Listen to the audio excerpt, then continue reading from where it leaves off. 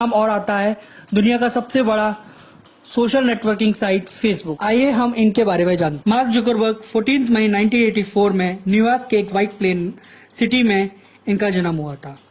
इनके father Edward Zuckerberg पेशे से एक डेंटिस्ट थे। इनकी मदर कैरन जुकरबर्ग एक साइकोलॉजिस्ट थी। ये 3 बहनों में अकेले भाई हैं। दोस्तों, हम लोग 12 साल की एज में क्या करते थे? टीवी देखते थे, गेम खेला करते थे। लेकिन आप यकीन करेंगे, 12 साल की एज में मार्क जुकरबर्ग ने एक सी प्रोग्रामिंग को यूज कर जकनेट नाम का एक सॉफ्टवेयर, मैसेंजर सॉफ्टवेयर डेवलप कर लिया था, जिसका यूज इनके फादर अपने डेंटिस्ट क्लिनिक में किया करते थे। यही नहीं, इनके घर के लोग इस मैसेंजर का यूज घर के अंदर आपस में कम्युनिकेशन के लिए यूज किया करते थे। मार्क जुकरबर्ग जैसे जैसे बड़े हुए, उनका सॉफ्टवेयर डेवलपमेंट के प्रति पैशन और बढ़ता चला गया। जब वो स्कूल में थे तब उन्होंने अपने 3 दोस्तों के साथ स्नैप्स मीडिया प्लेयर जैसा सॉफ्टवेयर बनाया। इस सॉफ्टवेयर की खासियत ये थी, यूजर अपने फेवरेट सॉन्ग के अकॉर्डिंग अपना प्लेलिस्ट क्रिएट कर सकता था। स्कूलिंग खत्म करने के बाद मार्क जुकरबर्ग ने हार्वर्ड यूनिवर्सिटी में एडमिशन ले लिया। यहाँ पर दुनिया से आए इंटेलिजेंट स्टूडेंट के बीच भी वो एक्सेप्शनल इंटेलिजेंट के नाम के लिए मशहूर थे। उनके कॉलेज के दिनों में फेसबुक नाम की एक सोशल बुक हुआ करती थी, जिसमें कॉलेज के सभी स्टूडेंट्स की फोटो और उनकी डिटेल्स होती थी। इसी से उनके माइंड में एक आइडिया आया। उन्होंने एक वेबसाइट बनाई जिसका नाम था फैशमैश। इस वेबसाइट पे लड़कियों की फोटो ऐड करके उनको कंपेयर किया जाता था। लोगों को वोट आउट करना पड़ता था हॉट और नॉट करके। इस काम के लिए इन्होंने हार्वर्ड यूनिवर्सिटी, जिसमें वो खुद एक स्टूडेंट थे, उस साइट को हैक कर लिया, जिससे लड़कियों का डेटा उनको मिल सके। मजेदार बात यह थी कि उस समय की हार्वर्ड यूनिवर्सिटी की वेबसाइट उस समय सबसे सिक्योर साइट मानी जाती थी, कि इस काम से सारे सिक्योरिटी सिस्टम इनके सामने बोने साबित हुए और इन्होंने वो कर दिखाया जो कोई सोच भी नहीं सकता था। इस साइट को लेकर कुछ कंट्रोवर्सी भी हुई। कुछ लड़कियों ने इस साइट को लेकर ऑब्जेक्शन किया कि उनकी फोटो यूज कर मार्क इनकी प्राइवेसी में दखल अंदाजी कर रहे हैं। कुछ लड़कियों को ये आपत्तिजनक लगा। इस काम के लिए उनको यूनिवर्सिटी से काफी सुनाया। उनके टीचर्स ने उन्हें काफी खरी खोटी सुनाई, पर किसी भी टीचर्स के माइंड में ये नहीं आया कि मार्क ने जो किया है वो हर किसी के बस की बात नहीं है। बेशक वो गलत काम हो, बट वो हर कोई नहीं कर सकता। ये माइंड एक इंटेलिजेंट माइंड था, एक जीनियस माइंड है।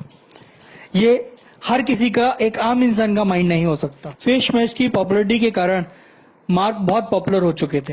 हार्वर्ड यूनिवर्सिटी से ही पढ़े मिस्टर दिव्य नरेंद्र नाम के शख्स ने मार्क को सोशल नेटवर्किंग साइट बनाने का एक आइडिया दिया। 2004 में मार्क ने एडवर्ड और अन्य दोस्तों के साथ मिलकर thefacebook.com नाम के डोमेन के साथ सोशल नेटवर्किंग साइट की स्टार्टिंग करी। हालांकि स्टार्टिंग में ये सिर्फ स्टूडेंट के पर्पज से बनाई थी। बाद में इसकी पॉपुलैरिटी को देखते हुए मार्क ने सबके लिए इसको ओपन कर दिया। दोस्तों, कहा जाता है कि बंद किस्मत का दरवाजा एक बार इंसान का जरूर खुलता है। यही वो टाइम था जब मार्क का बंद किस्मत का दरवाजा खुलने वाला था। 2005 में मार्क ने द फेसबुक डोमेन को facebook.com में कन्वर्ट कर लिया। 2006 में इसकी पॉपुलैरिटी को देखते हुए, इसके यूजर्स की ट्रैफिक को देखते हुए याहू ने इसे खरीदने का प्रस्ताव रखा। 2006 में फेसबुक के बढ़ते ट्रैफिक को देखकर याहू ने इसे $1 अरब में खरीदने का प्रस्ताव रखा, बट मार्क को यह मंजूर नहीं था। मार्क ने अपना फेसबुक का कंट्रोल अपने हाथ में रखना उचित समझा। 2006 में मार्क ने फिर यूनिवर्सिटी को छोड़ दिया और कुछ दोस्तों के साथ ये फुल टाइम फेसबुक को बढ़ाने में लग गए। 2006 में इन्हें कैलिफोर्निया में एक घर लीज पे लेकर अपना छोटा सा ऑफिस खोला।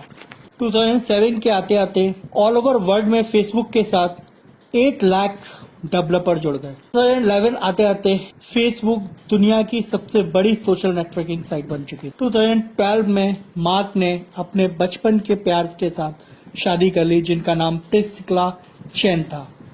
19 मई 2012। 2015 में उनकी बड़ी बेटी मैक्सिमा चैन का जन्म हुआ। मार्क की दूसरी बेटी अगस्त चैन का जन्म 2017 में हुआ।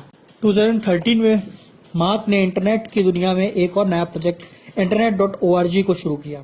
इस प्रोजेक्ट को फेसबुक के साथ साथ अन्य 6 कंपनियां Samsung, Ericsson, MediaTek, Opera software, Nokia and Qualcomm भी जुड़े हैं, जिससे इंटरनेट की सुविधाओं को ज्यादा से ज्यादा इंटरनेट ना उपयोग कर पाने वाले लोगों तक पहुंचा पाए।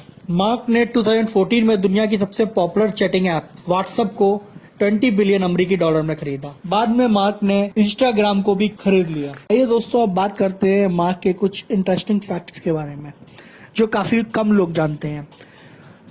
मार्क कम उम्र में सीईओ बनने के कारण वीसीएस और अन्य एक्सपर्ट आसानी से उन पर यकीन नहीं करते थे। मजाक में लोग उन्हें टोडलर सीईओ यानी बच्चा सीईओ कहते थे। मार्क पर आरोप लगे उन्हें फेसबुक का आइडिया harvardconnection.com से चुराया है। एंजल इन्वेस्टिगेटिंग में पाने के लिए फेसबुक के सामने 2004 के अंत तक 1.5 मिलियन यूजर्स का टारगेट था, जो कि वो चूक गए, पर अंततः उन्हें इन्वेस्टमेंट पा लिया। कम उम्र और अनुभव की कमी होने के कारण मार्क के लिए बहुत से निर्णय लेना टफ होता था, इसलिए वो कोई भी निर्णय लेने से पहले खुद से एक प्रश्न करते थे, does it help us grow? जब कंपनी ग्रो करने लगी तो बहुत सी कंपनियां फेसबुक खरीदने के पीछे पड़ गईं। एक बार तो मार्केट में यह बात फैल गई कि याहू फेसबुक को खरीद रही है, पर मार्क इन सबके बीच भी कंपनी का कंट्रोल अपने पास रख पाए। मार्क मानते हैं सबसे बड़ा रिस्क कोई रिस्क ना लेना है। इस दुनिया में जो सचमुच इतनी तेजी से बदल रही है, केवल एक रणनीति जिसकी फेल होना तय है, वो है रिस्क ना लेना। और रिस्क लेने को अपनी सोच के कारण मार्क बस फेसबुक तक ही नहीं रुके, बल्कि अब तक ये 60 से अधिक मर्जर्स एंड एक्विजिशंस कर चुके हैं, जिसके प्रमुख हैं व्हाट्सएप और इंस्टाग्राम। 2018 में मार्क की नेटवर्थ करीब $70 बिलियन है, जो दुनिया के 10 सबसे अमीर लोगों में शामिल है। कुछ कंट्रोवर्सी भी मार्क के साथ जुड़ी। हाल ही में फेसबुक पर अपने यूजर्स का डेटा कैम्ब्रिज एनालिटिका नामक फर्म से शेयर करने का आरोप लगा। माना जाता है अमेरिकी चुनावों में इस डाटा का दुरुपयोग हुआ है। मार्क ने इसके लिए माफी भी मांगी है। एक ऐसी बात मैं मार्क के बारे में बताना चाह रहा हूँ, शायद आप लोग उसके लिए मार्क को काफी अप्रिशिएट करेंगे। मार्क ने गिविंग प्लेस पर हस्ताक्षर किए हैं, जिसका अर्थ है वह मरने से पहले आप अपने नेटवर्थ का कम से कम 50% अमाउंट परोपकारी कामों में दान देंगे। उदाहरण के तौर पे 2010 में उन्होंने न्यू जर्सी में नावक स्कूल सिस्टम को बचाने के लिए $100 मिलियन से अधिक दान दिया था। सचमुच इतनी कम उम्र में इतना कुछ हासिल कर मार्क जकरबर्ग हम सभी के लिए एक प्रेरणा स्रोत बन गए हैं। आशा करता हूं आपको उनके जीवन के बारे में जानकर आप भी इंस्पायर होंगे, सफलता पाने के लिए अग्रसर होंगे। दोस्तों, इसी के साथ मैं ये वीडियो समाप्त कर रहा हूं। आशा करता हूं आपको ये वीडियो पसंद आया होगा। उम्मीद करता हूं आप लोग इस वीडियो को सब्सक्राइब करेंगे। अगर पसंद आया तो लाइक करिए, अगर नहीं पसंद आया तो डिसलाइक करिए। कमेंट देना ना भूलें। कमेंट जरूर दीजिए, सजेशन दीजिए कि हम और क्या आपके लिए वीडियो ला सकते हैं और क्या इंप्रूवमेंट इस वीडियो में कर सकते हैं।